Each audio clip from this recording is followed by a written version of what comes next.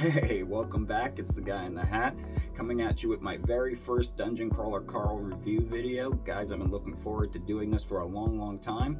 Today is the first day we take my channel in a whole new direction, and book 7 is just around the corner, guys. It's coming out in literally 2 weeks from me recording this video. By the time you guys are watching this, it'll probably be already posted and everything. But I'm so excited, guys. This is my favorite series on Audible right now. I used to be a huge Game of Thrones fan, but of course there's a million people doing Game of Thrones videos, so obviously I'm going to be making some Dungeon Crawler Carl content, especially now that I know that Seth MacFarlane has bought the rights to do a Dungeon Crawler Carl TV show. That's going to be epic. I cannot wait to see what he comes up with. Cannot wait to see who's going to be playing Carl, if it's animated, if it's live action. Still haven't heard anything. It's still obviously in the works. But without further ado, guys, I thought I'd break the ice with a top 10 list of my favorite Dungeon Crawler Carl characters. Now, these aren't the top 10 Dungeon Crawler Carl characters in the whole series, like, you know, that everyone agrees are the top 10 in the whole book. These are just my personal favorite characters. Now, I'm sure people will agree or disagree with some of the people I put on this list.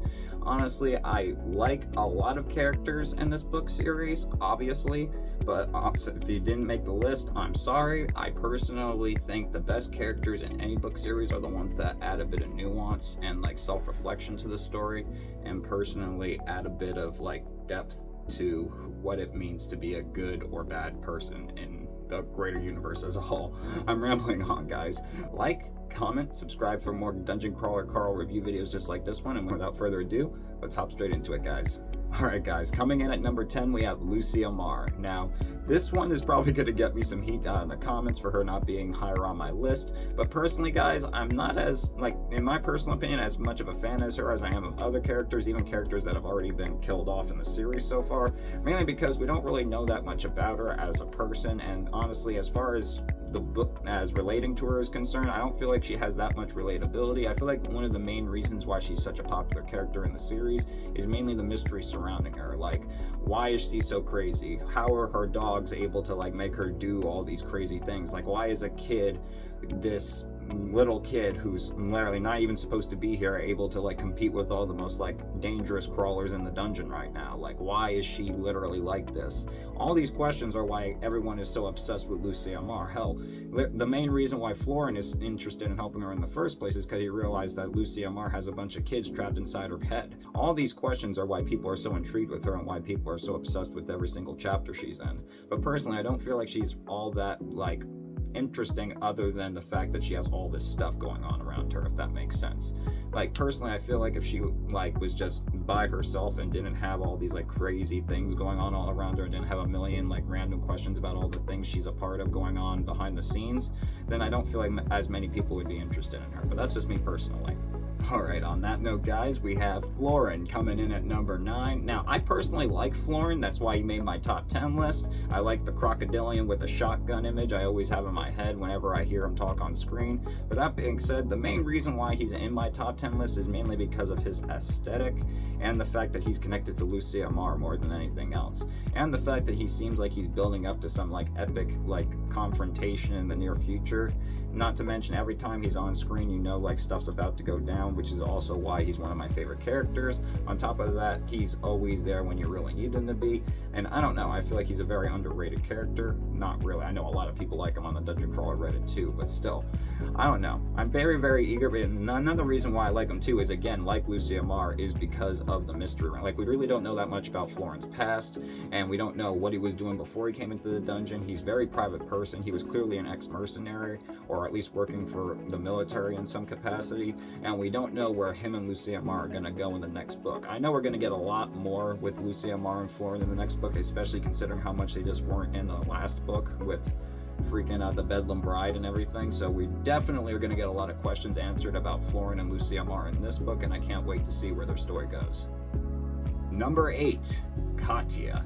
Now, this one, I've been doing some research on Dungeon Crawler Carl Reddit, and honestly, like, I get a lot of like mixed feelings about Katia personally, not just for me, but all you guys I feel like are like a mixed bag. Like, don't get me wrong, I don't hate Katia, but at the same time, like, she's kind of like a mixed bag, like, you know what I mean? Like, every time she's like on screen, she's either doing something that's putting Carl and Donna in like unnecessary danger, or doing something that screws herself over in some type of capacity. I don't know. Personally, like, it all depends on how this crown thing plays out. Like, I honestly, like, it's not that I lost a lot of respect for her for being an addict in the last book, but that being said, it's like her keeping secrets from Carl and Donut really like made things a lot harder, if that makes sense. I don't know. I feel like she should have been more forthcoming. Not to mention she's still keeping secrets from everybody. I still don't think we actually know what Katia truly looks like, because she changed her face from the moment she came into the dungeon, and we still haven't got like a clear like description on what she actually looked like before she got in here. But hey, maybe we'll find out in this book. Maybe there'll be like this big like reveal with Katia. Maybe we'll actually like see her find some other way out of the dungeon other than becoming a liaison herself. I don't know. Or an adjutant, sorry. Either way, an assistant. All I know is Katia's story is one of those that's like, I can take it or leave it. It's like a hit or miss for me. Not to mention, I kind of like feel bad for I feel bad for Batista for what she's putting him through, but that's just me personally, and I hope that that gets resolved in this next book, because I'm kind of just like not sick of waiting for her story to play out, but at the same time eager for it to be over at this point. Personally, that's just my opinion, guys. Number 7, Amani.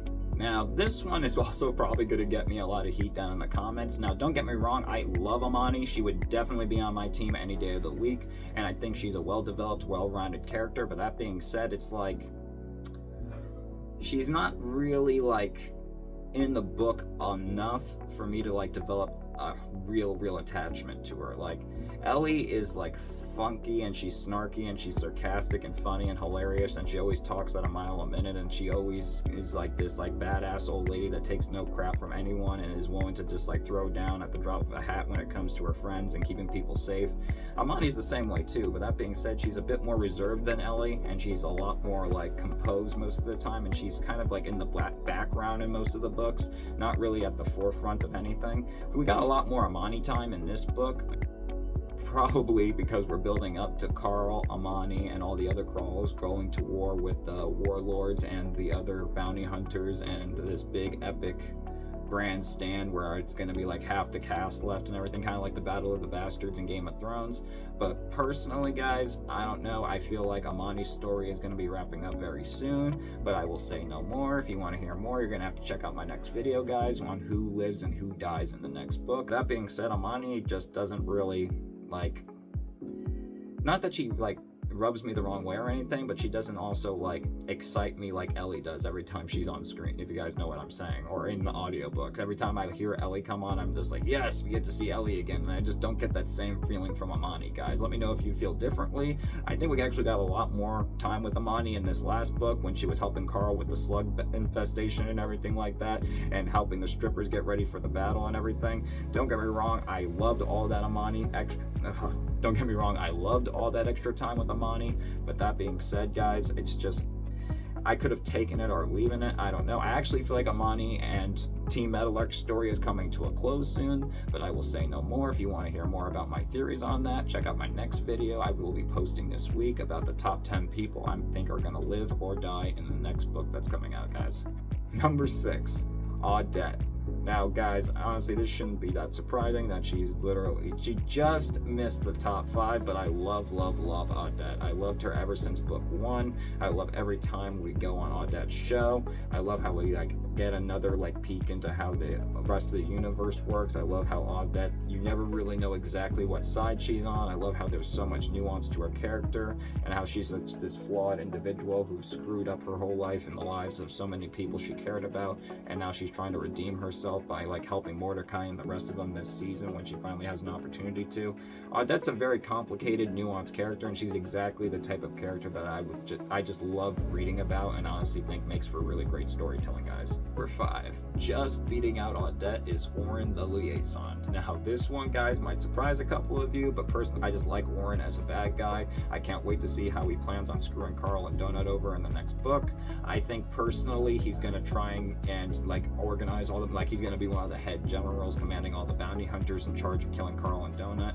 Maybe he'll negotiate an agreement with the AI when he finally does break completely free and doesn't actually need the rich people as hostages anymore. I don't know, but either way, Oren is going to play a huge role in this next book, and I can't wait to see what he does. Number 4, Quazar. To no one's surprise, this guy is absolutely hilarious. Every time Jeff Hayes voices him, I end up cracking up. Every time he gets introduced, I know that Carl is in for a whirlwind of information. I love every time he's on screen. I love every time he shows up. He has a new little flashy tie on. I love how he's always smoking a vape. I love his crazy New York, Brooklyn accent. Seriously, Matt Damon, one of the best characters you've ever put down to paper. But seriously, guys, can't wait to see Quazar again. I'm sure he's going to show up when Carl does something ridiculous that he needs him to get him out of. Some legal trouble. Maybe he'll receive another Valte pill thing that they'll want to kill him over. I don't know, but I can't wait to see when Quazar shows his face again. Number 3, Prepotente. Now this guy, honestly, I did not care about him one way or another for the longest time. It wasn't until book 5 when he literally shattered a floor and got a pet dragon mount. I personally didn't think he was going to develop into this like powerful of a character. Honestly, I love how he always like has these like hacks to like get really powerful bosses to like fall asleep and die. I personally, every time Prepotente is on screen, it makes me think of my old Pokemon days when I used to catch an Abra just so that I can like, you know, get my enemy to fall asleep and then cast, you know, retrieve him and then literally swap him out for freaking Blaziken or like Charizard or something so that I can finish the guy off in like 2 more moves. I know he's crazy. I know literally he's gonna probably end up fighting Carl and Donut at some point in either this book or the next book afterwards. But until that point, I'm gonna ride the crazy goat bandwagon until literally he either kills all the freaking rich guys running the crawl right now, or Carl and Donut forced to confront him over that memorial crystal. One way or another, I know Prepotente is going to do something epic in either this book or the one after that, where the whole game and the whole dungeon is going to get shifted in an entirely different direction, and I can't wait to see what he does. Number 2, Donut. Now, this is obvious, like, Donut being anything other than in the top 3 is just insulting, seriously. Everyone who, like, started liking this book, started liking it right when Donut, like, became a talking cat. Seriously, she's one of the best, well-written, well-developed characters in the entire series so far. Jeff Hayes, Matt Damon, seriously, never, ever, ever, ever, ever let anything happen to Donut. I swear you will lose half the fan base right on the spot, and she is literally your your version of like Baby Yoda. Like, I cannot express to you how much like you like stepped on a gold mine with writing her character, guys. Seriously, she's probably the most popular character Matt Damon has ever written, and I don't see her becoming less popular anytime soon. Number 1. Now, obviously, I can't make a top 10 Dungeon Crawler Carl list without putting Carl himself on the list, and he's coming in at number 1. Now, that might surprise some of you. I'm sure all of you like Carl to some degree, or you wouldn't be listening to or reading the books. But personally, he's my personal favorite character. He's very relatable. I like everything about his backstory. I like how much he like resolves to do the right thing, even when the right thing's hard to do, even when he's not entirely sure what the right thing is. I like how he has this like unbreakable grit and determination. But yeah, Carl's this very nuanced character that you would think he'd just be the stereotypical, yeah, I smoke Marlboro Reds and like, you know, I kick ass and chew bubblegum and all that. But he's this very like down-to-earth, genuine guy who like genuinely just is doing the best he can in this crazy nightmare situation he threw himself in. I like how loyal he is to Donut, obviously. I like how he won't leave anyone behind despite the fact that everyone keeps telling him to. Now, I can't wait to see what Carl gets up to. I saw the cover of the next book, and he has long, flowing wavy hair like Rambo and everything. I can't wait to see what him and all the other crawlers get up to. I can't wait to see him and Juicebox reunite. I can't wait to see Samantha get her body back. Can't wait to see what Carl does to all the other warlords. I can't wait to see this everything, guys. Seriously, this book has been in the back of my mind for like 9 months now, ever since I finished the last book, and I cannot wait any longer, guys. Alright guys, thank you so much for watching this video with me. Please let me know down in the comments who your top 10 favorite Dungeon Crawler Carl characters are. I'm going to be doing another video in a couple of weeks talking about the actual top 10 most popular characters in Dungeon Crawler Carl. We all know Donut's going to be number 1, but I'm going to do a survey on Reddit, guys, so keep your eyes open for that. My Reddit name is That Guy in the Hat 119, so keep your eyes open for that. Like, comment, subscribe for more Dungeon Crawler Carl videos just like this one. I'll see you in my next video, guys. Have an awesome day. Take it easy.